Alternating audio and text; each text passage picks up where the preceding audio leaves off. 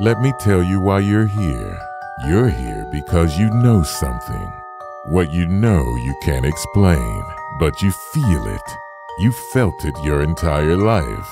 It is this feeling that has brought you to me. Welcome. Here is the 401 Files.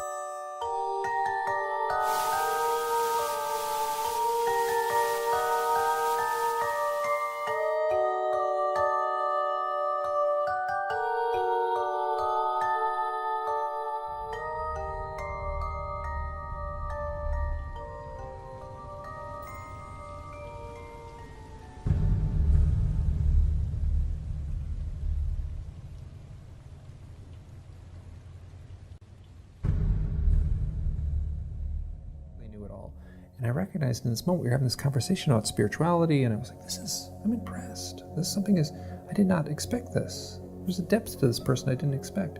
And at that moment, an owl flew over. And then another owl. And then a third owl. And as the sun set, we watched these owls fly around us. They landed on the ground near us. They landed on branches near us. And it was really powerful. When we lay down on our backs under the stars at that point, for it lasted like 2 hours.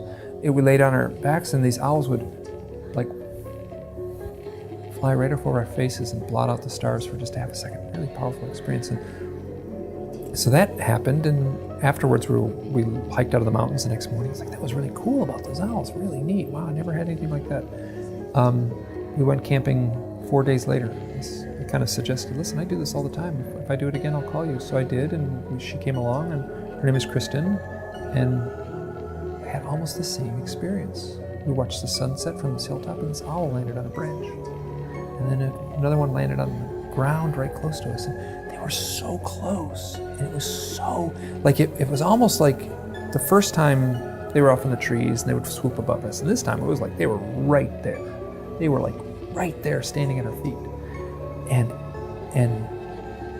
to have it happen once was pretty cool, but to have it happen twice was just like kind of freaked me out. And something I did not say at the time, and I'm saying now, is when this was happening, there was this like reverberating knowing in my mind, and it was just this voice that said, this has something to do with the UFOs. People like who've had these types of experiences, have you ever had any odd experiences with owls? And the people who've had UFO experiences, and it is certainly not 100%, but it's enough that there's a very clear pattern that people will say, that's funny you should ask, because no one's ever asked that before. And I did have this weird experience with owls. I saw 3 different things. I saw a glowing red eye-like ball that was dripping like molten metal that came toward us, that moved, it came into the forest, moved through the trees, missing the trees, obviously under control. The item moved back into the field and exploded and was gone. There were 3 objects to the north in the sky that had multicolored lights that moved in synchronization as though they were doing a grid search. We watched them for quite a while, and we saw 2 objects to the south. They were white, bright lights. We couldn't discern a shape. There was a shape, but I couldn't tell what it was. One came overhead at high speed, very high speed, 2,000 or 3,000 feet up, and sent down a laser-like beam at our feet. Just click, it was on. I stood there in awe, very concerned. Is it a weapon? Is it a warning? Is it communication? And as suddenly as it appeared, it disappeared. The object then moved back to the south. The sister object to the south came over Bentwater's base and sent down similar beams in or near the weapons storage area. I can't say they went in. A lot of people didn't say much and kept their mouth shut for years till they retired. I've had a lot of statements now. I have confirmation from the air traffic control people, and I have going to read it a little later tonight. They saw the object go across their scope, 60-mile scope, in 2 or 3 seconds, thousands of miles an hour. He came back across their scope again, stopped near the water tower, which wasn't far from them. They observed it. They watched it go over and go into the forest where we were. Watersham radar, Eastern radar we called it, definitely picked something up, and it was, how should I say, it disappeared, so to speak, the recording and all. But one of the operators has confirmed that they did pick up a bogey, they called it, and it went into the forest, or they lost it near Rendlesham Forest. Our controller in the weapons storage area, we have a big tower there, saw the object, and so did a comm man that was working there. 3 or 4 of the people on the ground in the weapons storage area went up and got a 12-power binoculars, and the objects in the sky, they say, were triangular. I could not see the shape because they were bright. They were just too bright to pick out a shape. Whatever was there was obviously under intelligent control. My personal feeling is there was some type of a mothership or bigger entity or something that was controlling what was on the ground and perhaps some of what we saw in the sky. I don't know. On the floor between the coffee table and the couch. It scared me. I jumped out of the chair. I turned to my left, and I happened to look to my right. For whatever reason, I don't know. There was a black digital clock on top of the television, and it said midnight right on the dot. It wasn't 12:01 or anything like that. It was right on the dot. So I took the 3 or 4 steps across the living room, skirted around the coffee table, bent down to touch my friend's shoulder to shake him to see what was going on. And as soon as I made contact with him, he was suddenly standing next to me to my left, which didn't make any sense. It was a very odd transition, but he was suddenly standing and he was screaming, "What the hell happened? What the hell happened?" And I tried to calm him down. I thought he was going to wake up his parents because I thought at that time it was midnight. I turned back around. I looked at the TV again. I saw the clock above it. It was exactly 6 o'clock in the morning. When this flash had happened, I've timed it, or we timed it, that I'd left the police station at 5 a.m. We're all agreed on that. I took a colleague down to the town centre, which is again is about 400 or 500 yards that way from the police station. I dropped him off. I had a very low conversation with him about he was going to check the shops in the town centre, and then turn the car around, drove back past the police station. Another 500 yards up the road, I come across this object. Perhaps there 2, maybe a minute, 2. I mean, a minute is a long time when you don't know what's going to happen to you. Believe you me. So maybe 2 minutes, but we'll stretch it to 5, shall we? So now we're about 5 past 10 past 5. There's a flash. I turn the car around, had a quick look, maybe another 5 minutes. And down to the. When I went to the police station, it was 10 to 6. That's why my colleague, who had only just dropped off, had done his patrol and was heading back to, because we all finished at 6 o'clock, he was heading back to the police station when I called him. There was definitely a large chunk of my life missing. There were no lights, no sound, and it was just floating along, and then it stopped dead on a dime. Felt claustrophobic, and I said, well, is it going to stop coming down? He couldn't handle it. This is dangerous. We should go inside. Come on. Let's go inside. I'm out of here. I'm going inside, and you'd better come in with me. He ran inside. I stayed there. To me, it felt like maybe 2 minutes, 3 minutes at the most, and I was just watching it. And then it was there, and then it wasn't.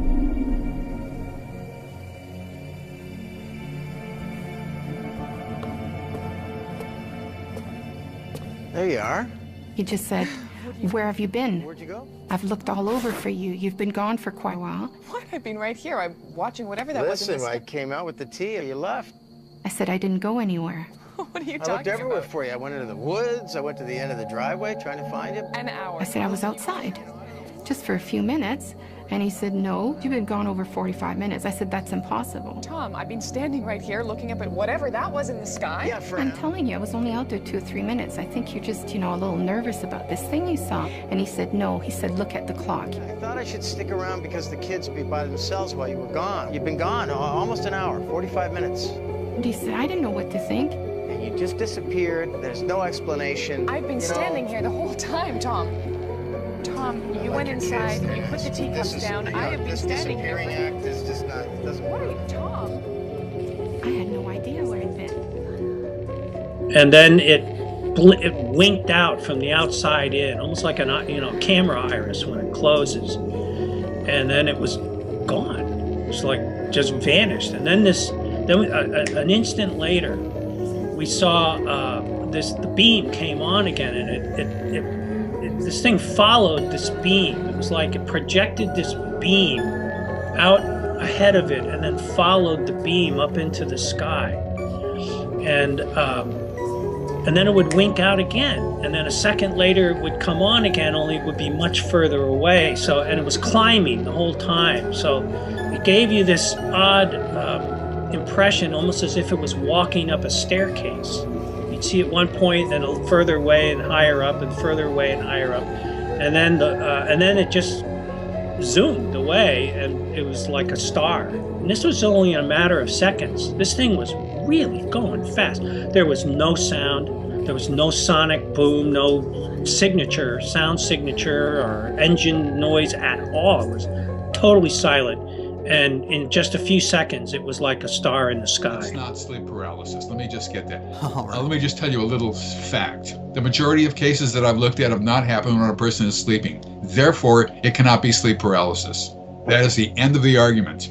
A lot of people still go on with sleep paralysis, debunkers mainly, who have no idea what they're talking about, and they have no knowledge of the abduction phenomenon. They just say it can't be happening, therefore it isn't. It must be sleep paralysis or sexual abuse in childhood or 37 or 38 other things that I've got listed of what they've said. So they're just looking for an easy explanation and not going any further. Yeah, it's profound stupidity.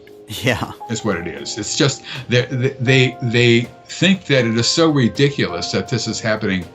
They do not bother to engage themselves with the evidence or the data. There's no reason to. Why do these people always tell me the same exact story when they see a UFO?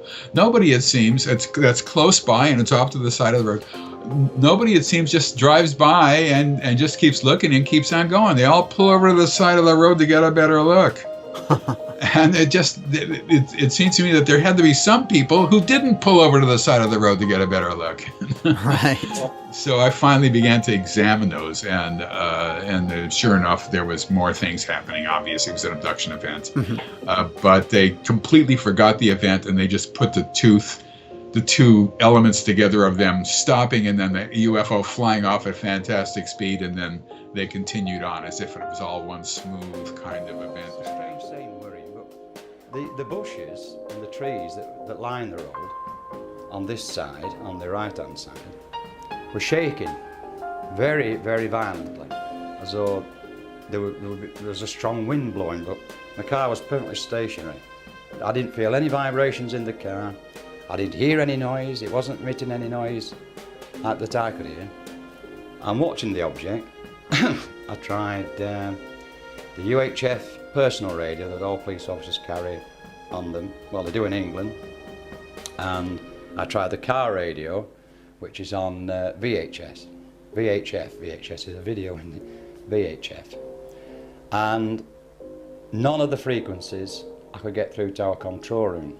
And when I was deciding what to do about it, I thought I'll pick we carry a pad, a clipboard with all this documents, to issue tickets and all this sort of stuff. And I decided to draw it. While I remember starting to draw it, I can't remember ever finishing the drawing, because at that time there was a large, bright, terribly bright, as though 1,000 photographers had all taken a photograph at the same time, and it was just pure brilliance. And you know that thing you get when you had your photograph taken, you get that blackness. Well, when that blackness had gone, which only a matter of seconds, I was about 40, 50 yards further up the road, actually driving the police car. And if my memory serves me right, the blue light wasn't flashing.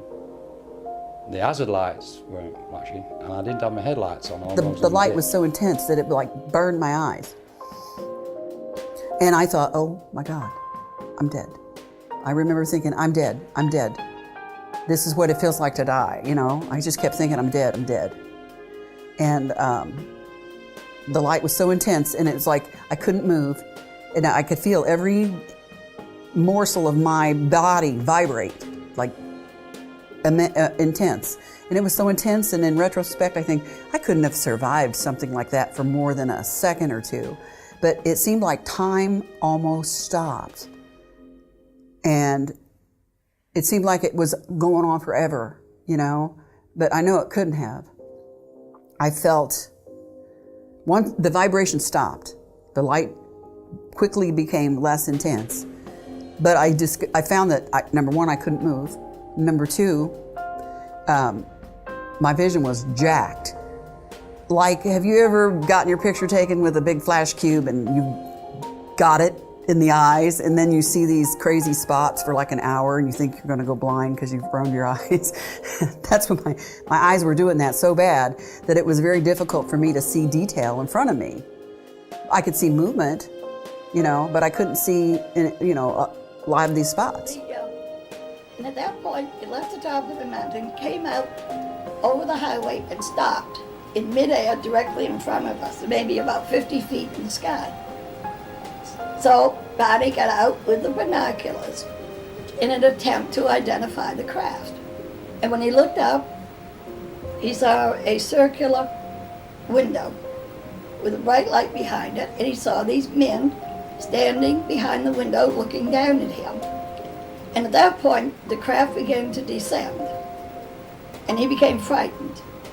Ran back to the car saying he thought they were trying to capture him.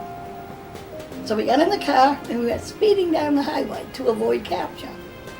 And as we're driving along, there's beeping sounds. That sounds like something was hitting the trunk of the car, and the car vibrated. And then we drove along for about another 30 miles when Barney turned off onto a side road. And here were the group of men he'd seen on the craft standing in the middle of this road, blocking our way. And naturally, he had to stop the car. And they came up in two groups, took us out of the car, passed in the woods to where the craft was on the ground. At that time, there was a large, bright, terribly bright, as though 1,000 photographers had all taken a photograph at the same The light time. was so intense that it like burned my eyes.